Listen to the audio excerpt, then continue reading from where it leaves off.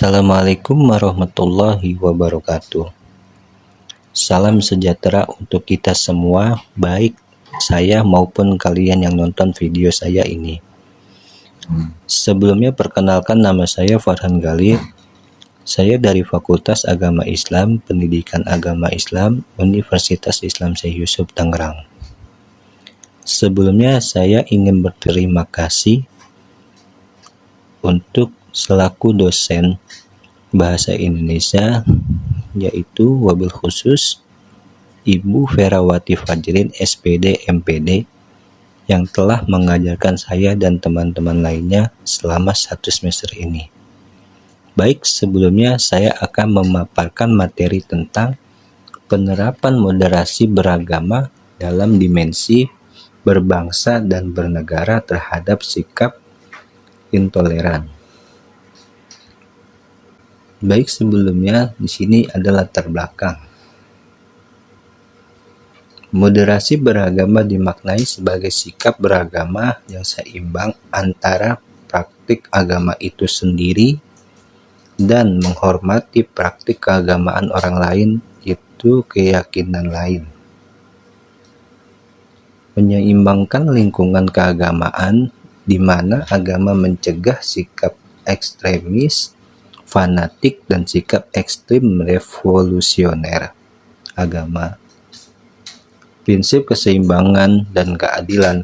Moderasi berarti tidak ekstrim dalam beragama, namun menurutnya harus selalu dicari titik nemu dan prinsip dasar dalam beragama. Moderasi selalu menjaga keseimbangan antara dua hal.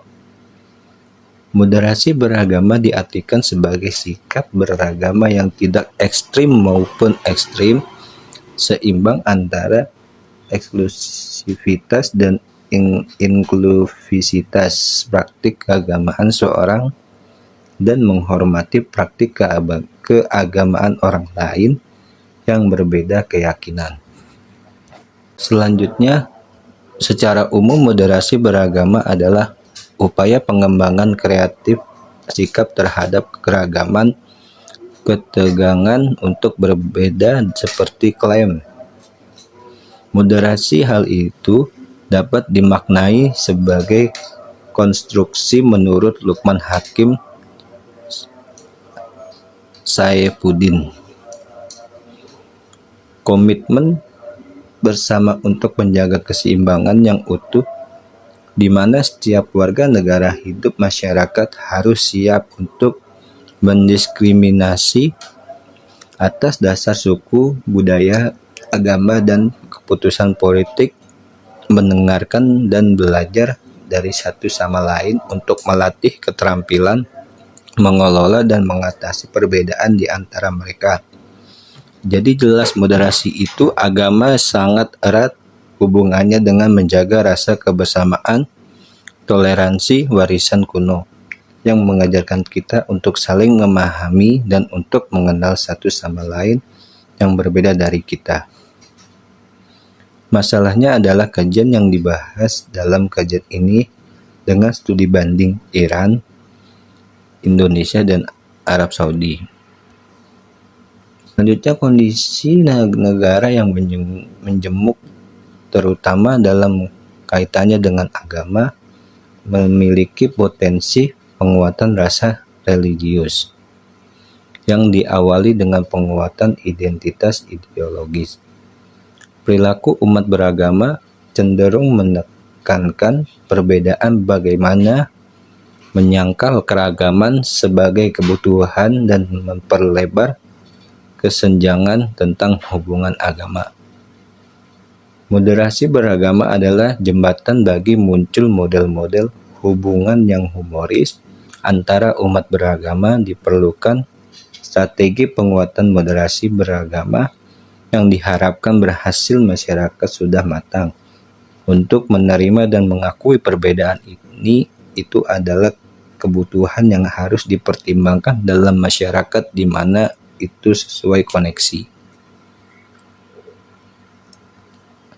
Selanjutnya, perumusan masalah. Dari segi moderasi beragama, Indonesia adalah negara multikultural dalam indikator komitmen nasional mensyaratkan toleransi. Secara konseptual, toleransi adalah sikap memberikan ruang yang tidak ada mengganggu hak orang lain untuk percaya, mengekspresikan keyakinan mereka, untuk mengungkapkan pendapat kami, bahkan jika berbeda dari apa yang kami yakini. Dengan toleransi demikian terkait dengan keterbukaan, ketulusan, kesukarelaan.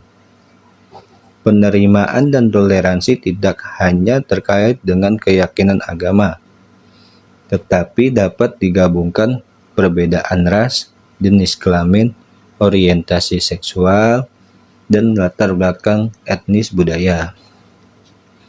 Masyarakat Indonesia sangat pluralistik dan multikultural dan terdiri dari orang-orang yang berbeda-beda suku, agama, bahasa, dan budaya.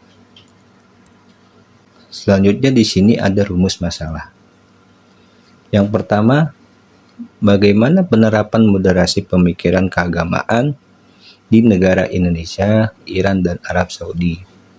Yang kedua, bagaimana bentuk penerapan moderasi beragama di negara Indonesia, Iran, dan Arab Saudi. Yang ketiga, bagaimana bentuk sikap intoleransi di negara Indonesia, Iran, dan Arab Saudi.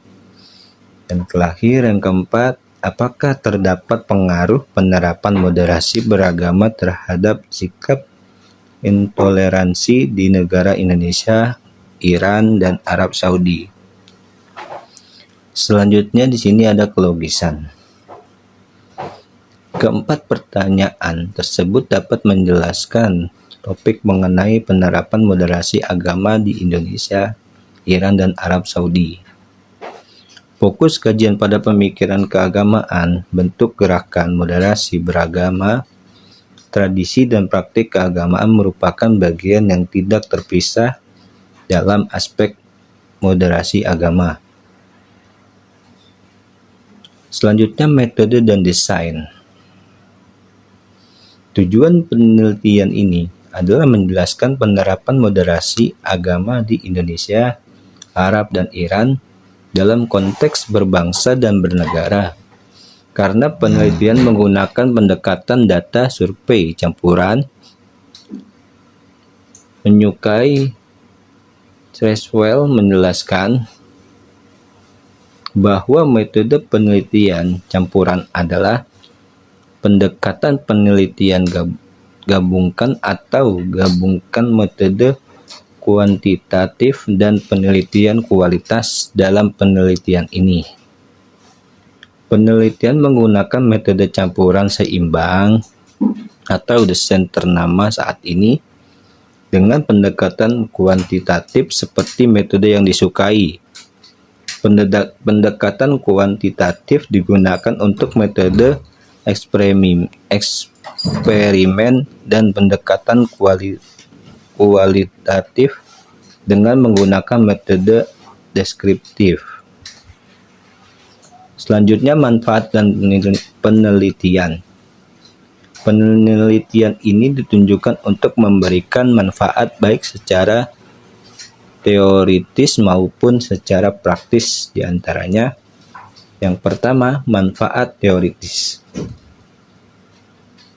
Penelitian ini bermanfaat untuk mengembangkan pendidikan kewarganegaraan karena pemahaman tentang moderasi beragama, ilmu pendidikan politik semakin dalam bermanfaat untuk semua jenjang pendidikan.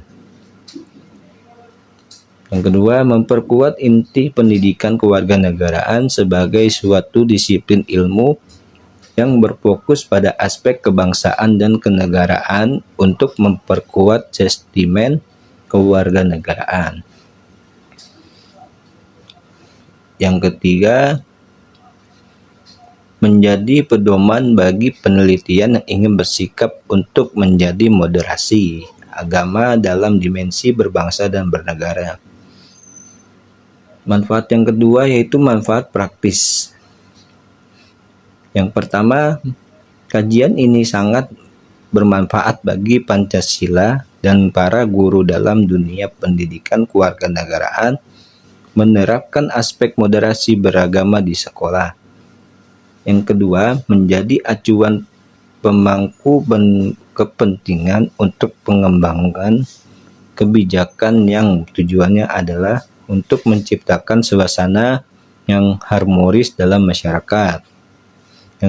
Yang ketiga, menjadi acuan bagi penelitian untuk mengembangkan ilmu pengetahuan terkait dengan moderasi beragama dalam ukuran bangsa dan negara.